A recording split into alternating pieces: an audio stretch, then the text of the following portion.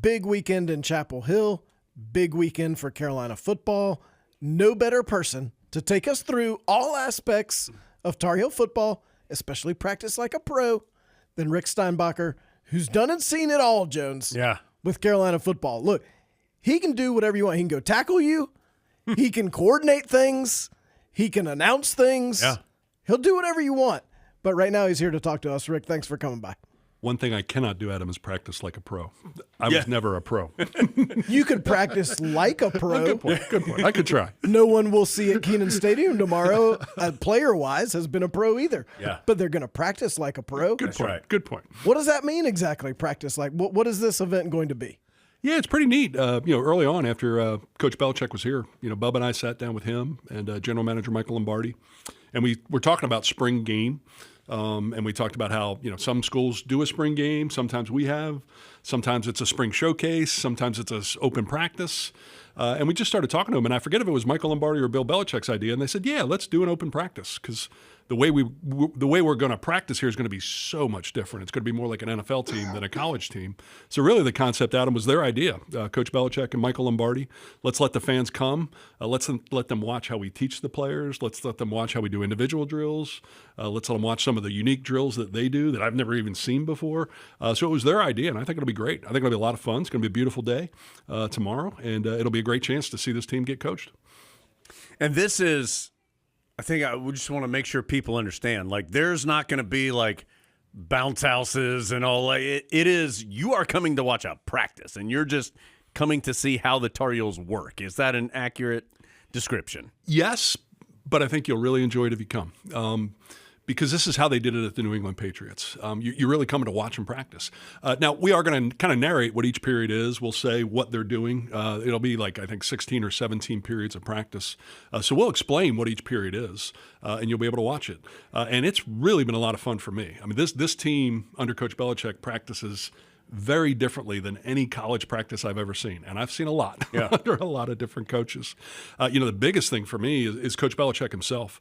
I think you all heard in his pre-spring press conference, he said he loves being the head coach because as a head coach, he can coach every single position. He absolutely does that. I mean, guys, I've had a ball watching him.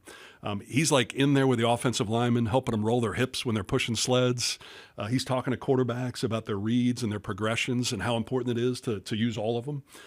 He'll call the safeties over, and he'll grab two of our young safeties. And here you got Bill Belichick explaining the finer points of cover two to two 17 or 18-year-old kids. He loves to coach. He loves to teach. And obviously he's great at it. So, and that's really, that trickles down from him to the entire staff. At Saturday's practice, you're going to see a lot of teaching. You're going to see a lot of contact. They've got this one open field tackling drill that gives me anxiety attacks every time I see it. I've never seen it before, and my gosh, I'm glad we didn't do that when I played. But it really is fun to watch them. And if folks that have been to our practices before, they're going to see something a whole lot different, and they'll enjoy being there. You've been around for a lot of different Tar Heel football administrations. As a player and as an administrator, you've done it all.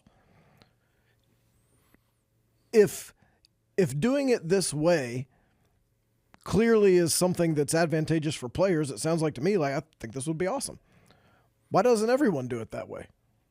I'm just thrilled we did what we did. And I really think about Coach Brown before his first press conference before the season last year. He made a statement that really just hit home with me. He said, I think he said it's going to be his 50th year coaching college football. And in the last 3 years, there's been more change than the previous 47 years combined. And boy, he's so right. I mean, between the transfer portal and NIL and just this shift to a new model of college athletics, it absolutely has happened. And here, Lee Roberts and Bubba Cunningham went out and said, okay, let's hire the most successful professional coach of all time. Let's not evolve to this new style of college football. Let's go ahead and just jump both feet in and get the best pro coach that ever existed. So being able to be up close and watch the transformation's been a lot of fun for me. I mean, the fact that we have a 15-person personnel department now is really neat. And just watching the way the personnel department and Michael Lombardi interacts with Coach Belichick and the coaching staff and then the operations staff. We really have gone from 2024, a college model, to 2025, an NFL model led by the best NFL coach of all time. It's been really fun for me to watch that transformation and to understand the strategy behind it and what we're doing to support it. So you've been in the sport for a large majority of your life in some form or fashion. What has it been like for you just watching him? Like, what have you learned from him being Bill Belichick, obviously? Like, what are you looking for? What have you learned? Like, what has that been like for you?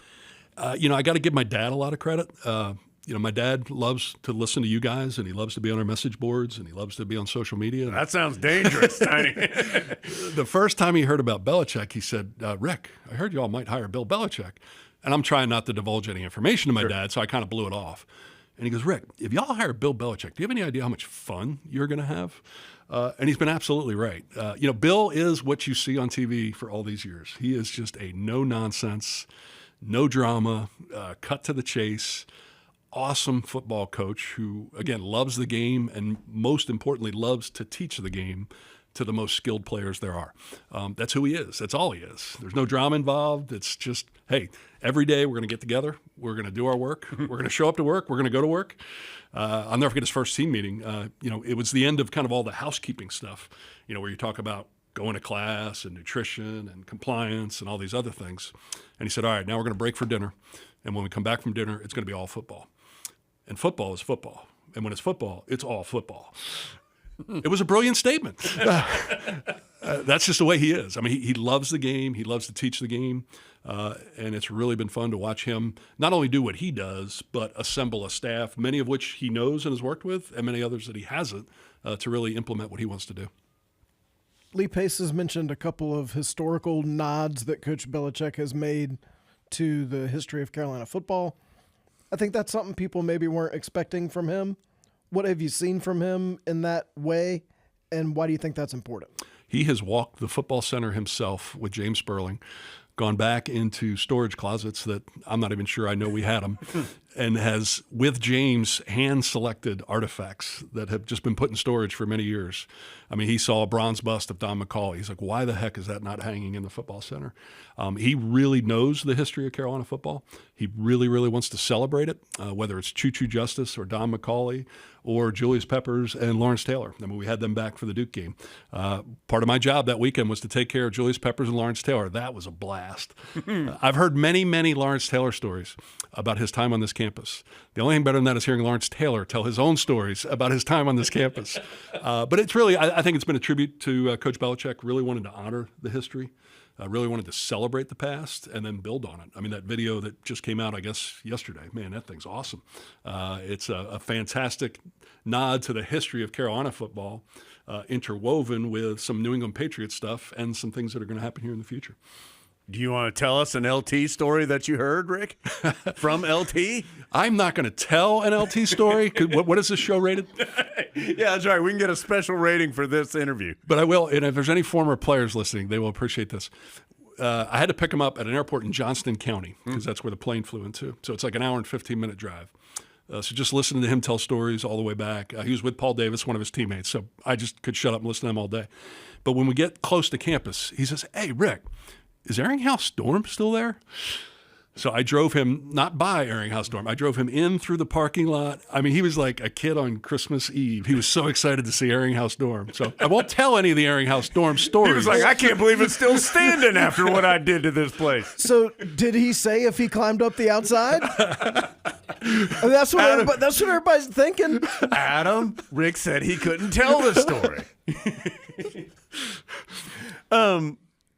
How have, in your opinion, and I understand that this is just your opinion in watching it, what's the player reaction been to all of this? 'Cause I think it's fair to say, and this is in no way saying anything negative about Coach Brown or the previous, it's a different feel in the football center. What has their reaction been and their response been, in your opinion?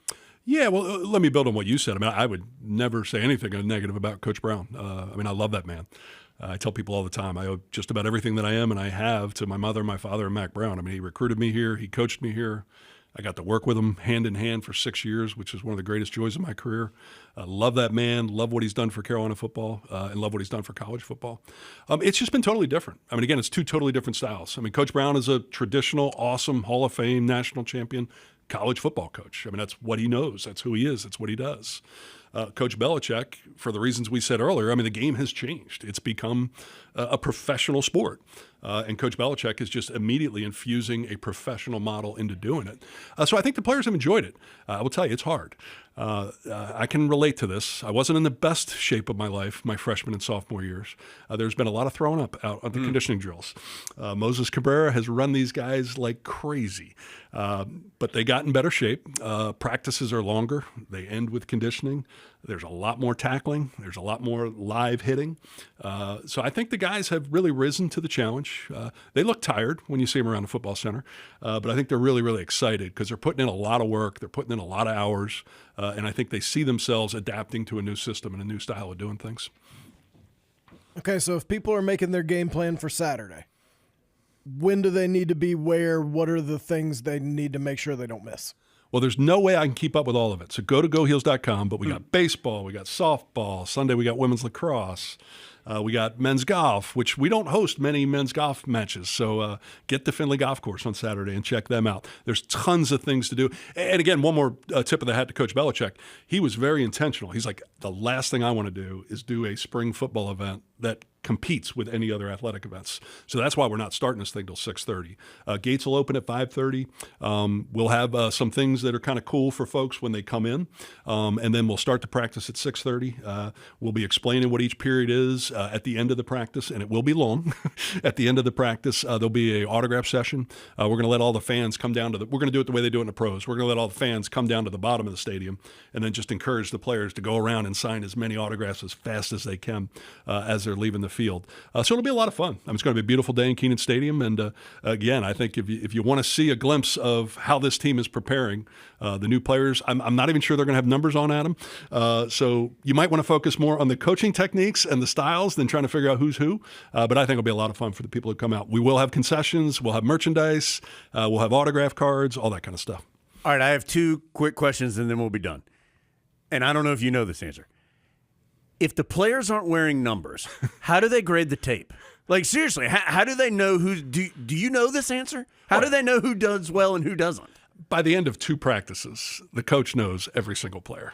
Okay. Whether it's their forearm muscles or their calf muscles or how they walk or how they play or how they it may take us 30 practices to figure that out, but an assistant coach is going to know right away. It doesn't take long for them. No, it doesn't. And Coach Belichick says, look, it's your job to make us learn your name.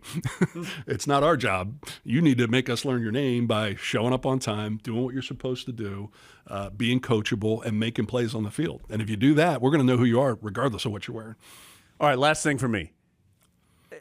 I firmly believe that TCU game is going to be the biggest spectacle in Kenan Stadium since the Florida State game in '97.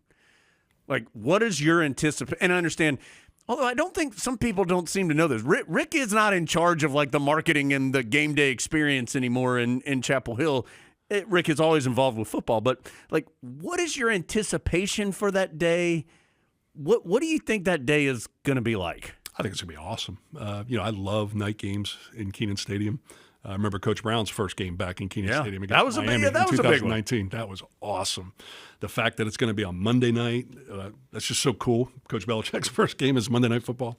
It's Labor Day Monday. The NFL hadn't even started yet. We'll be the only game on TV that night. The ratings are going to be through the roof.